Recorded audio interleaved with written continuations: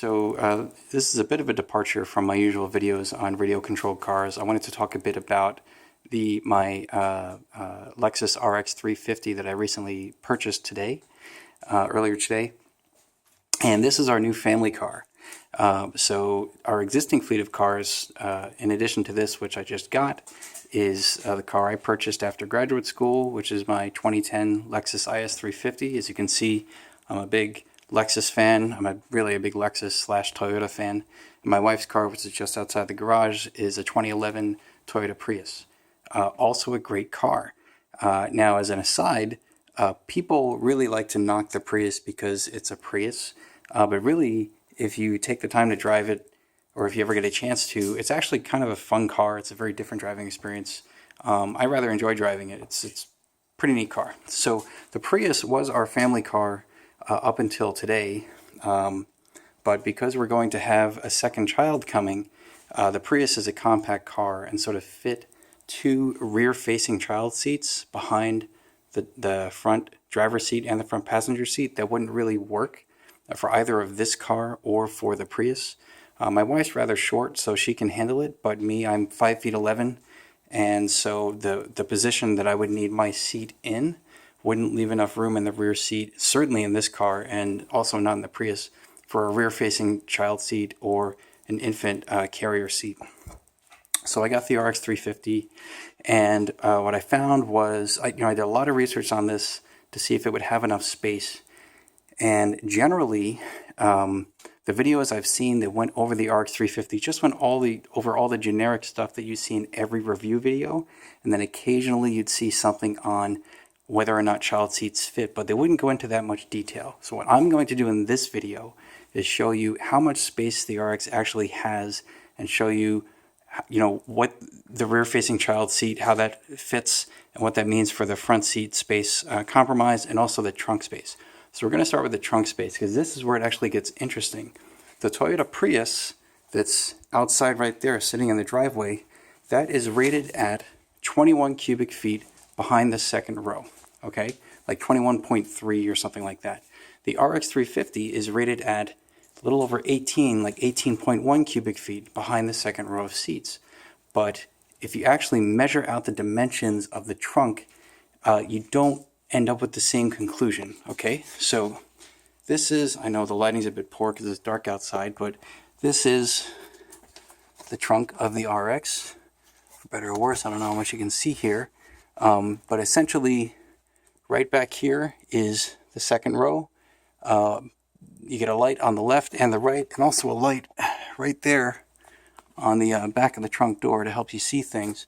So let's go over some measurements here.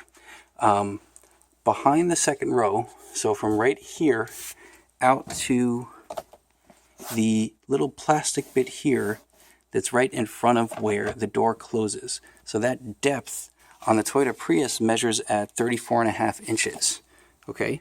But on the RX350, that measures at 38.5 inches. So you get 4 more inches of depth on the RX350. And this is the standard one. This is not the L version that's even longer. So it's 4 inches deeper, and you can make it deeper still if you wanted to by moving the second row seat forward. The fore and aft movement on the second row seats is about 5 inches. So if you move the second row seat all the way forward, like you see here, that'll add another 5 inches to the depth of the trunk, okay? So you can get up to, from 38.5 up to 43.5 inches of depth to the trunk. In terms of the height, so from the trunk, the loading floor, up to the bottom of the cargo cover on the Prius, that measures at 12.5 inches. On the RX350, it measures at 16.5 inches. So again, another 4 inches tall before you have to remove the cargo cover to add even, more cargo, okay? And then when we get to the width, so there are two widths to measure. The first width is the width in the middle of the wheel well here. The second is the width here, where it's the widest out, sort of closer to the rear bumper, okay? So the width in the middle of the wheel well on the Prius, that comes in at 36 inches. And on the RX350, it comes in at 44.5 inches. So it's 8.5 inches wider, 4 inches deeper, 4 inches taller, 8.5 inches wider at the wheel well. Now, the reason why I think it's wider at the wheel well is because the SUV rides higher than the Prius. So it basically, the trunk sits higher above the wheels. And so the wheel wells don't protrude into the trunk as much. Now, the only spot that's narrower in the RX is the width here, right, toward the bumper. On the Prius, that comes in at 58 inches wide. And on the RX, it comes in at 55 inches. So 3 inches shorter in width right at the back here, but deeper into the trunk, it's quite a bit wider, 8.5 inches wider. And it might be a little hard to see, but most of the trunk depth is really where the wheel well is. So this section here where it's the widest, that's maybe about a foot deep. So again, most of the trunk space that you would use, the functional trunk space, is really between the wheel wells. And that section is certainly significantly bigger than the Prius, which is rated at a larger cargo capacity for some reason. So somehow the way they measure it is a little bit different. Okay. So anyway, that's something I wanted to point out. Now, as far as fitting a rear-facing child seat in here, it's actually quite easy. So in the Prius, or even in that car, because they have sort of similar rear seat space, you can put a rear-facing child seat in, but the front passenger seat has to move up significantly. So when I was sitting in the front passenger seat in either of my car or my wife's Prius, essentially my knees were right up against the dashboard. It was like pretty tight. Okay, here I have a bit of margin. This is maybe an inch or two, but that's with the seat moved up a little bit intentionally so that I can recline the seat a bit. But if I move it to, say, a completely straight up position on the seat here, so I'm going to move the seat all the way up like this, and then as I move it back, I got to move it back just enough so that it doesn't quite touch the child seat. So right about there.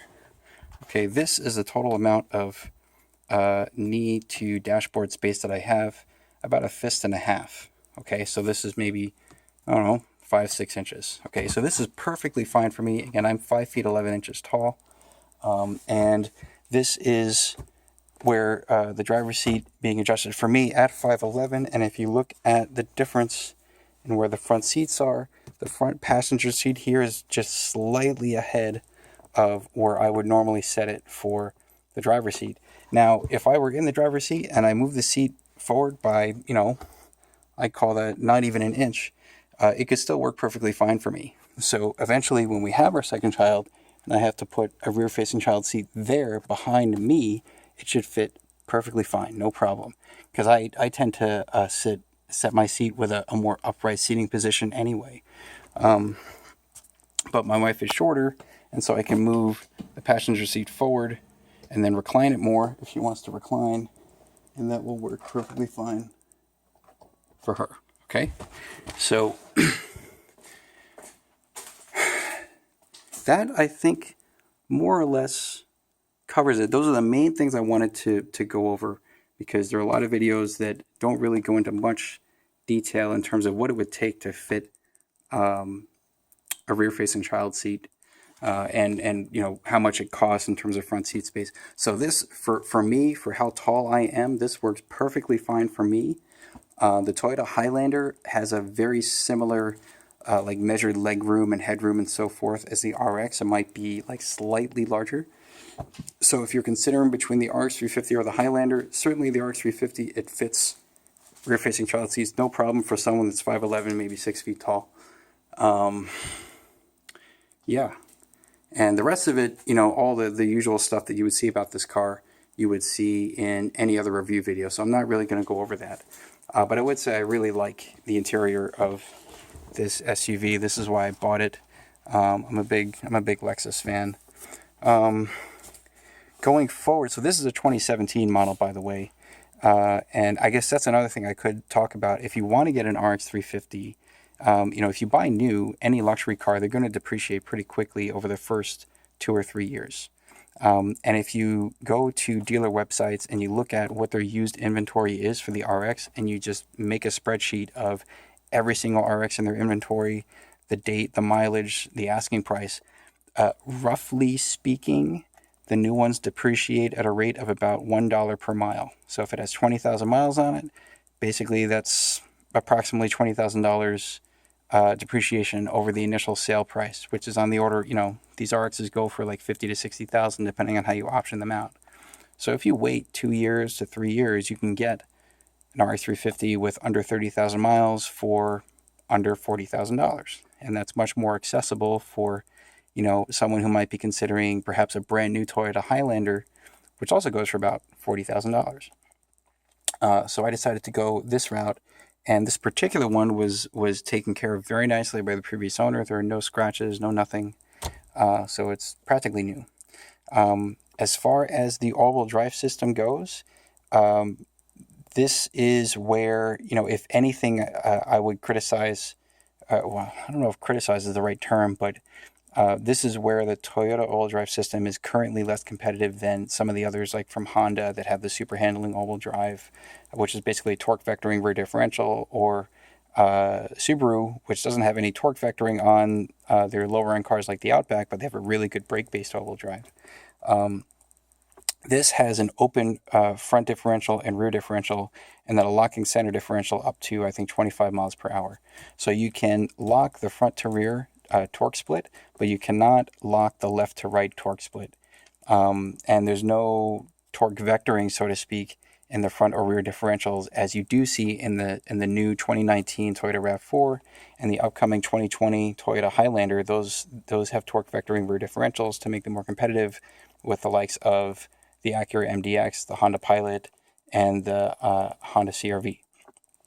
So that being said, though, this all-wheel drive system, open front and rear diffs with a lockable center diff, it's still, fine for most of your driving situations. I've been getting around with my IS350 in the winter with Bridgestone Blizzaks, and most of the time it does fine.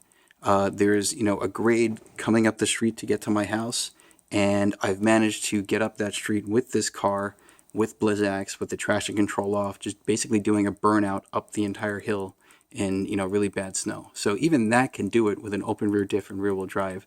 The Prius does even better most of the time. So this should be perfectly fine.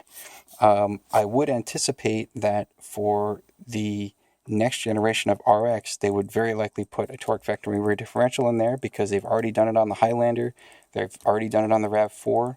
So the next gen RX 350 would have to have it if this is going to be a more premium car than the Highlander.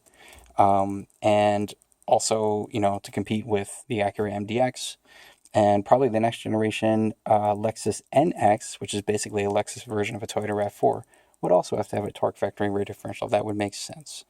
It wouldn't surprise me if, they might do some kind of plug-in electric hybrid version of the RX450H for either the next gen or the mid-cycle refresh on the next gen. That would kind of make sense. But that's going to be a few years out. So I figure, I'll own this for at least 4 or 5 years. And then by then, the next gen will be out. It'll have a better all-wheel drive system. And then, if the price is right and if I have enough money, then I might get that.